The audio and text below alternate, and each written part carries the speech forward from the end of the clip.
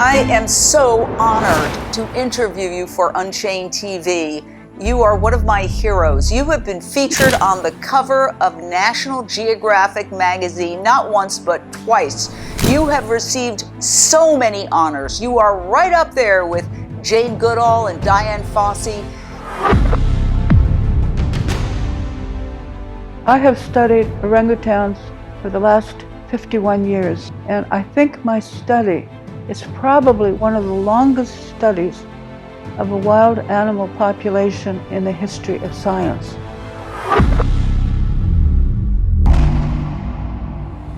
I saw a photograph of orangutans. There was something in their eyes that mesmerized me. Because when you look into the eyes of an orangutan, you are basically looking into a mirror. Looking into a mirror of your own soul. You know, they're just like humans, except they're covered in red fur. Well, red hair, actually. Yeah, their eyes reflect our own. And this is not an illusion, this is reality, because orangutans are the one great ape that have whites around the brown iris of their eyes. So their eyes do really reflect our own.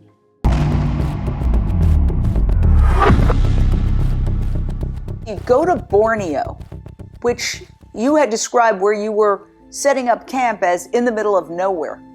You're a woman pretty much alone, well, right? I had my former husband with me. Yeah. Rod Brindamore. Yeah, but I mean, you're going into this sort of wild area, conducting this study that people are saying could not be done because they said you couldn't get that close to orangutans. How did you get close to orangutans, and how long did it take you?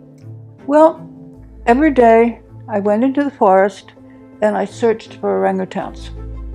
And, you know, I had a little bit of anxiety, maybe, apprehension. So I asked Jane Goodall. I spent some time with Jane in London and then at Gombe before I went to Borneo. And Jane said, when I asked her, she said, well, you'll do what I did. She said, you'll just go out and find them.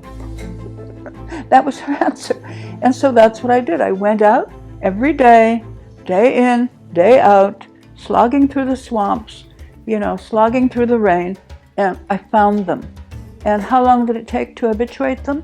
Well, there was one female, old female, and it took 15 years. What? Wait, what do you mean by that, habituate them? I mean that she got used to us, or to me, and she didn't kiss, squeak, throw branches, or try to run away. And it basically took 15 years. Now, with the adult males, it didn't take that long. Maybe it took 3 years, 2-3 years. You have said that what you discovered was the wisdom that orangutans can give us. What is the wisdom of orangutans? The wisdom of the orangutans is serenity, patience, harmony. They are semi-solitary, and they don't need other entities. I mean, I once followed an orangutan male for 60 days, and the only time that he was not alone during those 60 days is when he consorted with an adolescent female.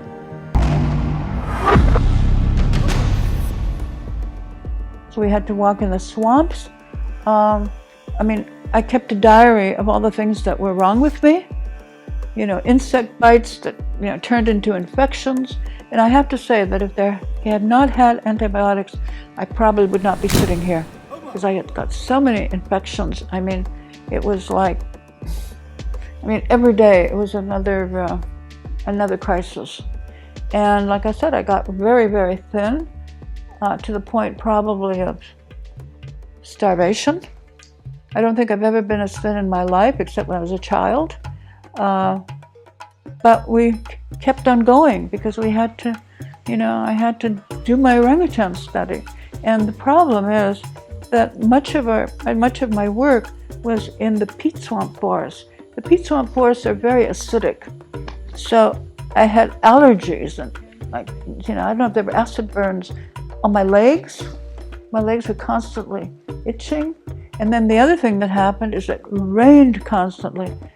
And Rod and I had only brought, each of us, 2 changes of clothing. And the reason was because we didn't know, we couldn't get information about Kalimantan, about Indonesian Borneo. I mean, the only information we could get was from the 19th century.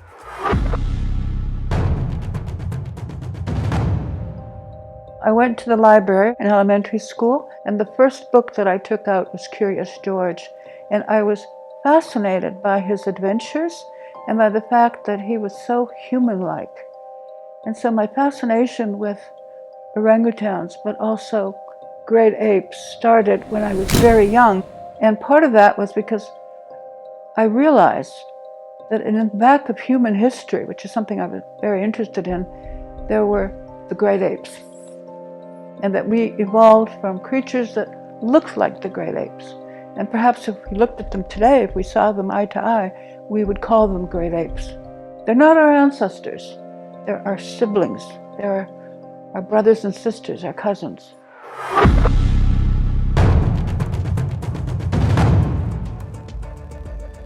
You came to Canada, you were in Toronto, you ended up at UCLA, and you got your undergraduate degree, your master's, and your PhD at UCLA. And you start working with this famous anthropologist plus, got many titles, Louis Leakey. What happened then? So I went to his lecture and I listened to him talk. And as I listened to him talk, I realized that this was the person who held the key to the universe for me. And the reason was, he patted his pocket and he said he had just received a telegram from Dian Fossey, who was studying mountain gorillas, and a mountain gorilla, wild mountain gorilla, had just untied her shoelaces. And so I knew this was the key. This was the person who was going to unlock the universe for me. And it was, and he became my mentor. So I never took classes from him. I just persuaded him through a series of tests that I took, that I was the one that he was going to help study orangutans. And later, it was the Leaky Foundation that was established in his honor in Los Angeles that provided much of my funding for me in the early days. And then the other thing that Louis Leakey did is he had a good connection with National Geographic, and so he got me in touch with National Geographic. And they also not only funded me, but my then husband, Rod Bindermore, they gave him cameras and a little bit of training in how to take photographs. Because from the very beginning, they wanted a National Geographic article, and later also a National Geographic film.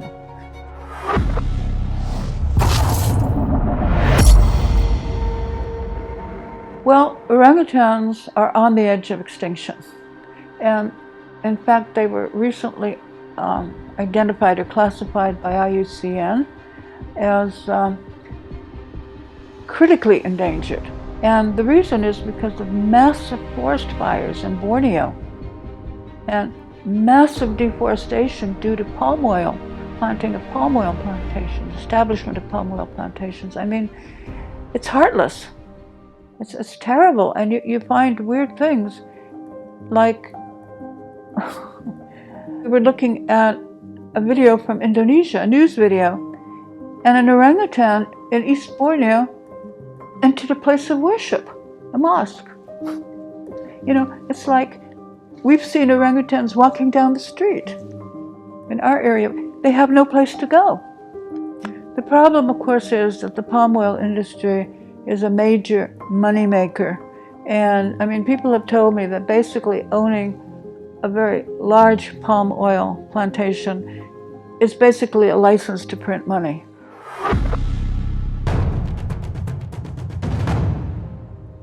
How hard is it to take an orangutan who's been a captive animal, and then what's the trick, the technique for rewilding?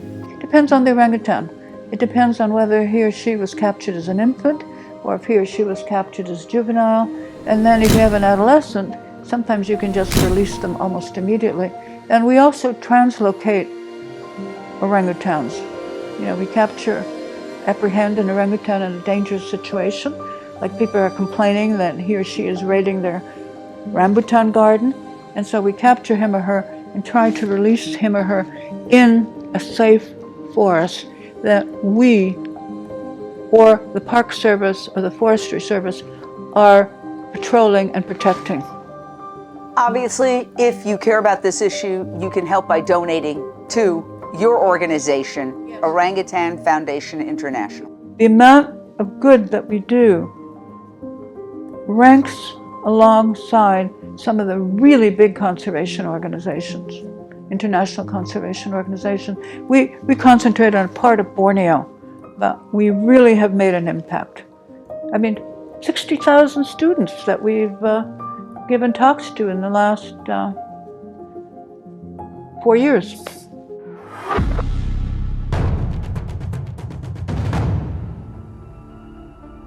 We're concerned with viable orangutan populations, and those are the ones that are going to go extinct. So 100 years from now, or 50 years from now, it's possible that there will be a lone adult male, going through the mountains of Borneo, long calling, and never hearing the long call of another male, because they will all be gone.